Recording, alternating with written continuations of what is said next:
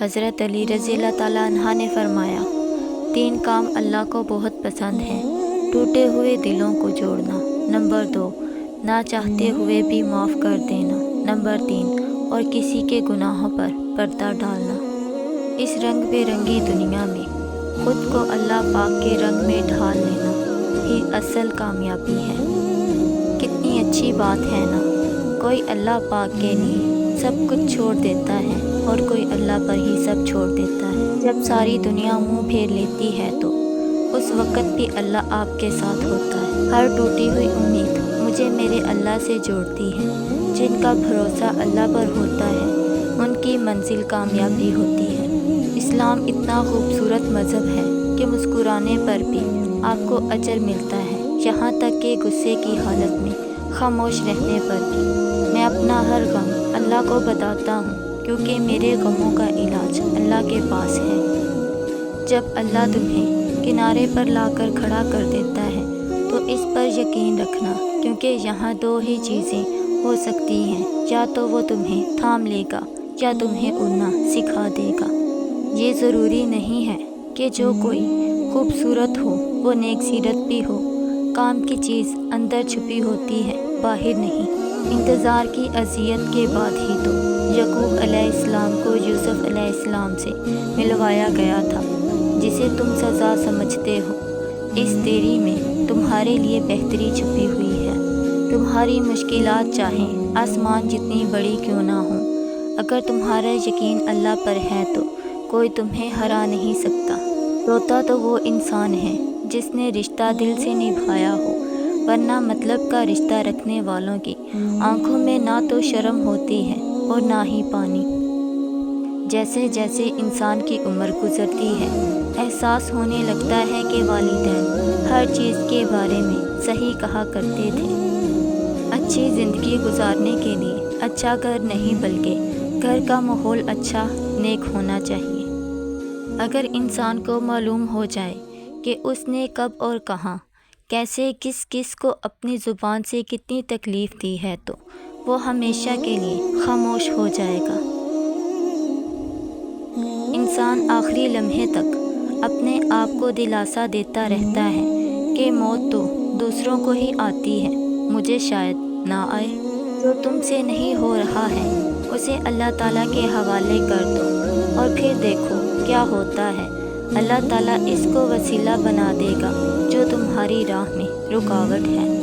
حضرت علی رضی اللہ تعالیٰ عنہ کا فرمان ہے، زندگی کا سادہ سا اصول بنا لو کہ اگر کسی کی مدد کر سکتے ہو تو کر دو اور بدلہ اللہ پر چھوڑ دو۔ جب آپ آپس میں ایک دوسرے کے لیے دعا کرتے ہو تو وہ محبت پاک ہوتی ہے، چاہے کتنا بھی بڑا کیوں نہ ہو، مگر گھر کا سب سے مضبوط ستون باپ ہی ہوتا ہے۔ حضرت علی رضی اللہ تعالیٰ عنہ نے فرمایا، اللہ جہاں سے چاہے نصیب پلٹ دے، کیونکہ اس کی قدرت تمہاری سمجھ سے باہر ہے۔ ہمیشہ یہی سوچ رکھیں کہ میرے اللہ نے بہت کچھ دیا ہے، اگر میرے اعمال کے مطابق ملتا تو میرے پاس کچھ بھی نہ ہوتا۔ زمانے کا کام ہے مشکل میں ڈالنا اور میرے اللہ کا کام ہے مشکلوں سے نکلنے کے لیے راستے بنانا۔ خوش ہونے کے لیے اتنا کافی ہے کہ ماں سے 70 گنا زیادہ محبت کرنے والا رب بھی بردار سے زیادہ دکھ نہیں دیتا ہے۔ حضرت علی رضی اللہ تعالیٰ عنہ کا فرمان ہے، جب دل تھک جائے تو جان لو آسمان سے تمہاری مدد کے لیے قبولیت کا کوئی نہ کوئی دروازہ کھلنے والا ہے۔ اور جب رب راضی ہونے لگتا ہے تو بندے کو اس کے عیبوں کا پتہ چلنا شروع ہو جاتا ہے، اور یہی اس کی رحمت کی پہلی نشانی ہے۔ لوگ اچھا پڑھنے اور اچھا لکھنے والے کو قابل انسان سمجھتے ہیں، جبکہ حقیقت میں قابل وہ ہے جو اچھا سوچے اور اچھا بولے۔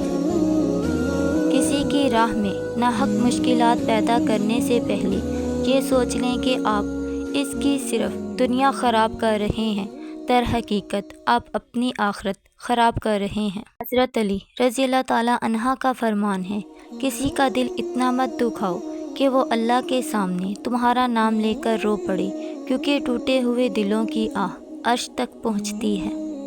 लोगों की भलाई ज़रूर करें, लेकिन उनसे ये उम्मीद ना रखें कि ज़रूरत पड़ने पर वो भी आपका भला करेंगे। एक दूसरे के रिस्क पर नज़र मत रखो, क्योंकि अल्लाह ताला से बेहतर कोई तकसीम नहीं कर सकता है। दुश्मन हमेशा अपनों से ही पैदा होते हैं, क्योंकि अपनों से अपनों की खुशियाँ और कामयाबियाँ बर्दाश्त नहीं होती हैं।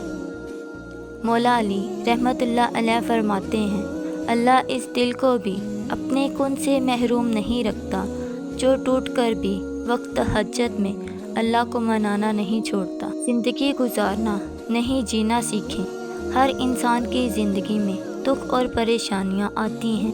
उनका इश्तिहार लगाने से हमदर्दी तो मिल जाती है, मगर सुकून नहीं मिलता है। मंजिलें भी उन लोगों को ही मिलती हैं जो एक दूसरे के साथ मुखलिस होते हैं। ज़िंदगी में हमेशा दो लोगों से दूर रहने की कोशिश करना, पहला मसरूफ़ और दूसरा मगरूर। मसरूफ़ अपनी मर्ज़ी से बात करता है और मगरूर मतलब से याद करता है।